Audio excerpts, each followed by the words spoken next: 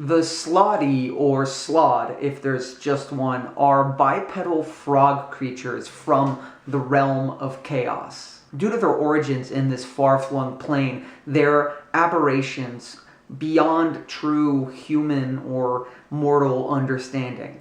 They're usually human-sized, around medium or large occasionally, and they're chaotic creatures, typically neutral, but sometimes evil, especially as they grow in age and power over time. They're really cool, really crazy monsters that I'm excited to talk about today and dive really deep into in this collaboration video I'm making with Zipperon Disney, who's making a how to craft Slaad video for a very economical and cool way to create your own custom Slaad minis. For those of you who've watched a few of these before, like the ones I've made on Knowles and You Want Tea, you kind of know how this goes. I'm going to be talking about the lore of the Slaad, their roles in your campaigns, different kind of encounter ideas for them, and how you can actually run them in combat. And I know many of you have commented about the audio quality. I can promise I'm working on that. I've got some gear over here, but I'm going to be tinkering and trying to figure out how to get a better setup so that these videos are easier to listen to, because I know that they're very long. And so,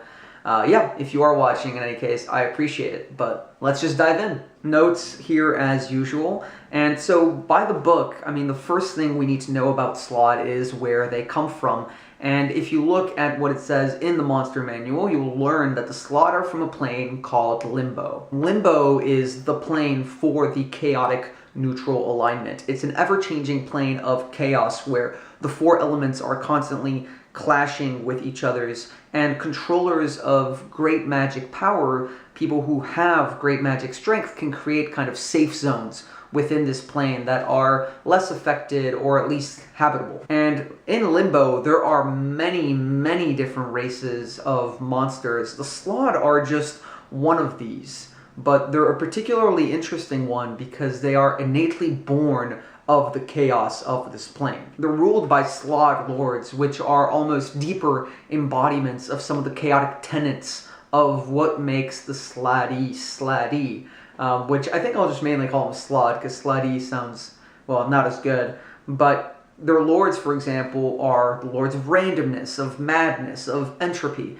different emblems of chaos that you could think about as being the major agents or puppet masters to these rampaging Slaad. And the core, or home, of the Slaad world within Limbo is this spawning stone. It's this gigantic, complex stone crafted by a deity and imbued with great magical strength. And once the deity was finished with the stone and kind of cast it off, it started to naturally absorb chaotic energy. And then once it reached a tipping point, monsters were birthed from this stone, and those monsters were the Slaad. The stone, now the spawning stone, generates these currents in the kind of raw chaos stuff that is the core energy of the plane of Limbo.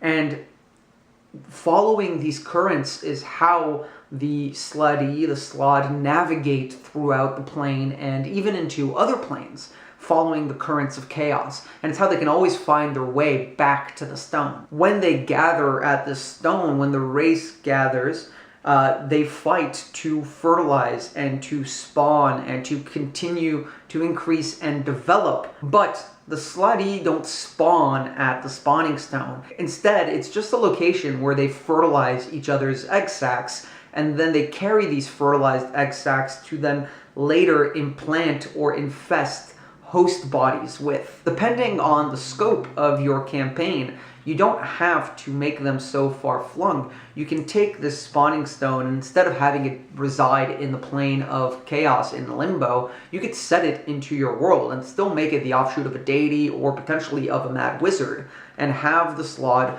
originate from that area. They can exist in just about any, really, environment within the material plane, but since frogs and toads are typically found in warmer tropical climates, that's where I recommend featuring and using the Slaad. But again, as beings of chaos, anywhere that's been maybe scarred by magic could be a good spot for them to be featured in. And they don't necessarily have to just be these raw chaos spawn, though I do really enjoy that. They don't have to also be ruled by their lords. You can have them be the consequences of a dark wizard's work, who didn't realize that this kind of tear in the fabric of law, the chaos that they're allowing to seep through, would result in the creation of the Slaad, or perhaps there's some sort of greater chaotic power or deity that is purposefully creating these embodiments, or some sort of powerful magic item that's shattered, and the spawning stone is just one shard of this epic weapon or epic item that now, after absorbing all this energy, is the origin and the core of the Slaad ecosystem. Past that, the Slaad are really compelling foes, and also somewhat easy, I think, to run, because ultimately what they want is very simple. They want to sow chaos and ravage the world. And of course, they want to spread and propagate the existence of more Slaad. And we're going to talk about all of that. But first, I want to talk about the Slaadi hierarchy and system. So all the Slaad have these symbols of power embedded in their forehead, which represents their status within their community, their achievement. And if you want, you can use a variant rule recommended within the monster manual, or suggested at least, which provides an option to flavor this as control gems. And these are gems in the spawning stone that the Slaad have essentially embedded within them that allow a creature that can use magic to draw forth these gems and subjugate the Slaad. So as long as the Slaad has this control gem within it, they are vulnerable essentially to being subjugated. And the reason that they're subjugated, if you're able, or if someone of magical talents is able to draw the gem, is that they have to obey whoever possesses the gem. Each Slaad has to obey whoever possesses its gem specifically. And while they're controlled in this way, the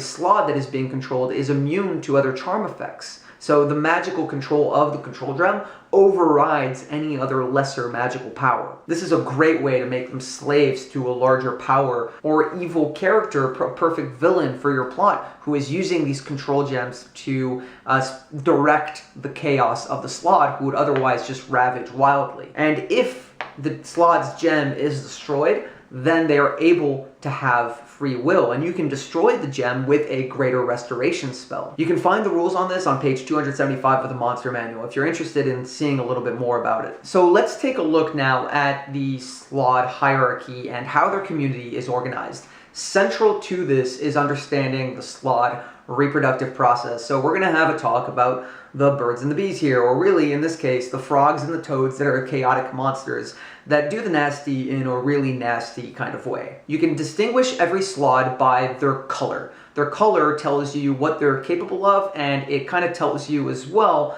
their status within the hierarchy and what level of the echelon they're at. The only way that Slaad can actually grow more powerful are by just through time. They have to wait and accrue more magical power naturally through these currents of chaos flowing through them and empowering them. But in order to make it there, there's a really important catalyst, and that catalyst lies in their reproduction. There's only two ways that the Slaad can reproduce, and both require them to, in some form, infect a humanoid host. They either have to infect the host with eggs, which allow the Slaad to hatch from within them, or infect them with a disease called chaos phage, which transforms the host into a Slaad. When a Slaad is either born or transformed from its host, it retains all of its memories. And as the Slaad continues to evolve, it retains its memories from its lesser evolutions too. But the overwhelming chaos magics means it does not retain the personality of the person beforehand, and is instead fully transformed and lost into this chaotic being. Once you are gone and become Slaad, you are no longer the person that others knew before. And this brings us to the bottom of the totem pole, the core of the Slaad hierarchy and community, which are the red and the blue Slaad. So let's start with the red Slaad. The way that the red Slaad infect humanoids is by injecting eggs into the creatures they attack from glands under their claws. So if they swipe at you, be careful, because in that wound eggs might be able to seep into you. And after the egg gestates, it hatches a Slaad tadpole, which is very, very weak comparatively, but will be within you, inside you, and eat away at the host's bodies. And then eventually, once it kills you, will feed on your remains before moving to then find fresh meat. And once the tadpole is fully birthed and formed, it turns into a fully grown Slaad in 24 hours at most. And red Slaad can create blue Slaad. So if a tadpole transforms into a fully grown Slaad, it transforms into a blue Slaad. It's a little weird, but red Slaad create blue Slaad, and as we're about to get to, blue Slaad will create red Slaad. The blue Slaad don't infect you directly by implanting eggs into you. Instead, they have these bone hooks, and they're able to use them and use their power to inflict a transformative disease onto you called chaos phage, which I mentioned before, which over time will transform you into a fully grown Slaad directly, skipping the tadpole stage. And someone subjected to this transforms into a red Slaad. So now here we clearly have a problem. If red Slaad can create blue Slaad and blue Slaad can create red Slaad, where do any of the other colors come from?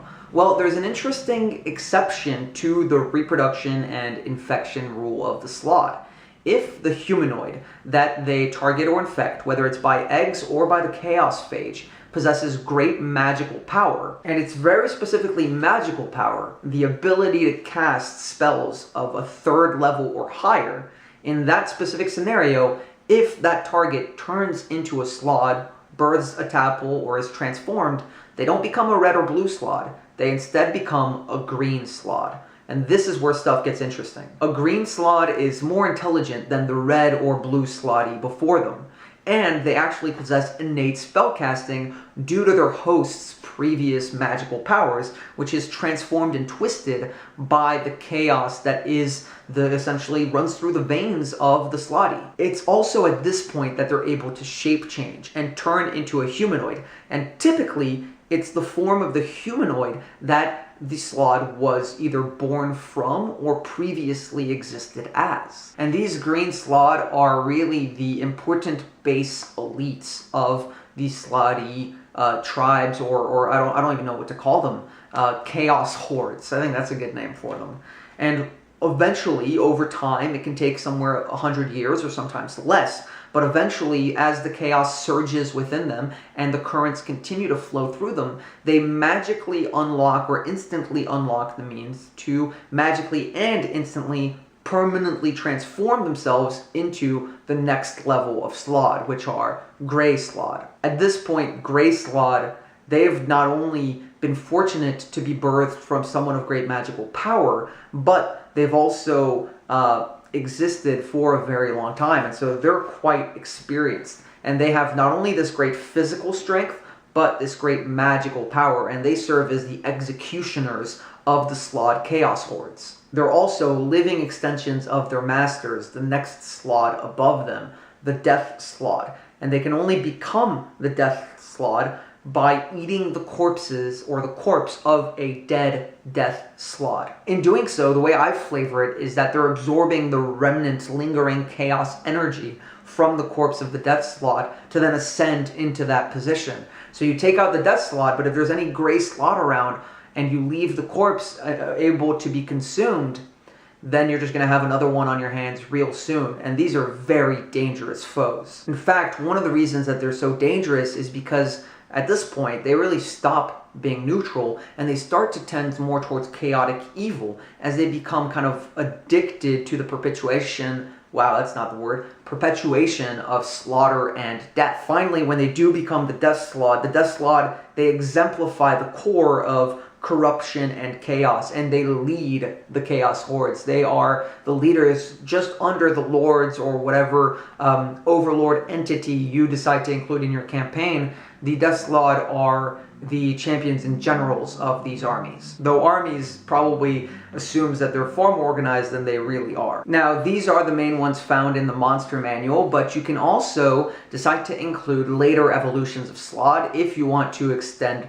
their range. Typically, the Slaad that I mentioned before, from the red and blue all the way up to the Death Slaad, they range from challenge rating 5 to challenge rating 10. But if you want to push them and create higher level, stronger encounters for your players, you can also include the white and black Slaad. I think the way 5th edition is running it is that Death Slaad are essentially black Slaad, but if you want, you can make Death Slaad the last evolution and bump them up a bit, and add the white and black Slaad after the gray. So then you would have red and blue, and then green, then gray, and then white and black if you wanted to include them as an option, and then Death Slaad, which you would need to soup up a little bit to make them kind of fit that higher level role. Now, because of their challenge ratings, they're probably not going to make good enemies, in my mind, until your players are at that later end of the range, starting maybe level 9 or 10, though I think they get really interesting at level 11 and higher. And I know that seems late, but this is when you can actually feature them in groups. You can start having your players encounter Slaad at level 5 plus. But for the most part, because the Slaad have such a high individual challenge rating and are such tough opponents, they're only going to be able to encounter 1 or maybe 2 at a time. And those independent individual Slaad are a great way to set up later conflicts with a group of them. They might be sowing individual chaos or kind of scouting out for their chaos horde, but eventually the groups are when the Slaadi will really act in force and start to raid settlements and try to infect entire villages en masse. And once they start to do that, it's kind of an unending snowball that you can only stop when you've cut out the head, when you've taken out the Death Slaad and taken out the Grey Slaads as well, Slaadi. And because of their range and because of how each of them act kind of differently, I encourage you to go and look through the monster manual for their specific powers. They are really fun to feature with multiple different Slaadi together.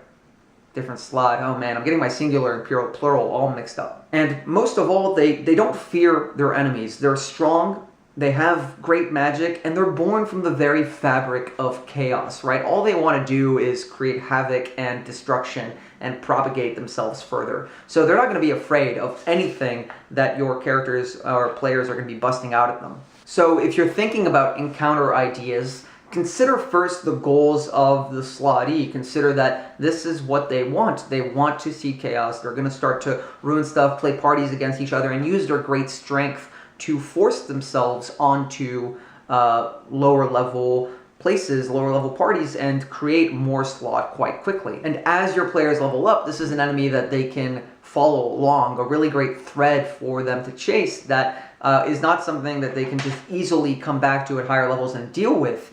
By the time they come back, they might be dealing with a horde instead of a few individual Slaad, and not just one challenge rating 5 red Slaad, but a challenge rating 10 Death Slaad, which is going to put up a hell of a challenge, especially if you have some of those other Slaadi mixed in. And while you're running them in combat, there's a few key things to think about. One, again, that combat strength, they have magic resistance and a bunch of other elemental resistance types at well. And the way that I kind of tend to play this or tend to describe this is that it's because they're from the plane of chaos. It's because they're beings formed of chaotic magics, and so most effects are not really going to do much to them. Most spells will meld or be somewhat subdued by the chaotic energy that composes them or flows through and around them. And so your players are going to have a tough time, especially if they're spellcasting focused or based, dealing with these creatures. In addition, they're going to try to infect as many targets as possible, but in order for the infection to really take,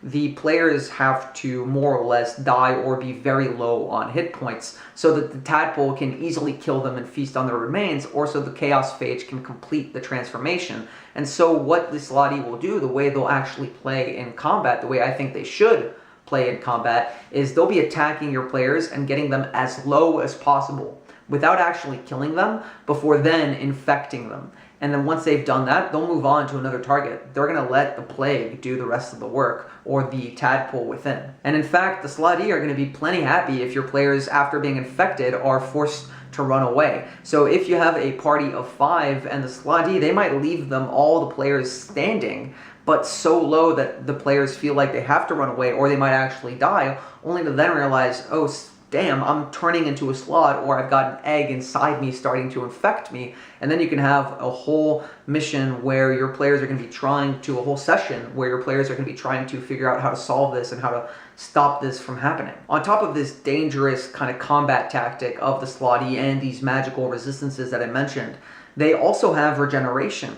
And I don't consider it just bodily healing. I consider the wounds actually undoing themselves as this power of chaos thing. And so they're going to be tough to take out because, one, they've got a resistance to a bunch of stuff, and then every round that they're not down, they're going to keep regaining hit points. When you tie that to the spells that they also have at their disposal and the physical might, the Slaad are a really intense, difficult foe to tackle, which I think are really interesting and have this whole chaotic lore and flavor around them, which is really unique compared to most monsters. So that's the episode for today. That's this week's episode of Experience Gain. If you don't know what you've been watching, this is a series I've been making all about how you can get the most out of your game, and specifically all these monster episodes that I've been making are about making your monsters narratively distinct and interesting when you're actually running them, whether it's at a campaign, encounter, or specific combat level, and getting some kind of narrative elements and descriptions and to make everything feel a little more visceral and interesting for your players. My name is Jeremy, by the way, and I actually decided to make this video after talking with Zipper on Disney, who makes really cool craft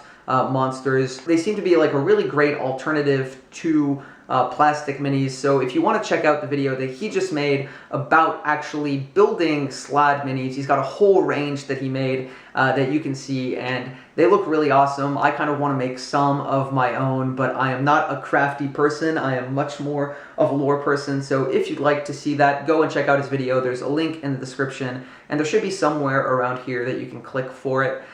If you liked my videos, I hope that you'll subscribe and follow along, and if so, I'll see you next Friday.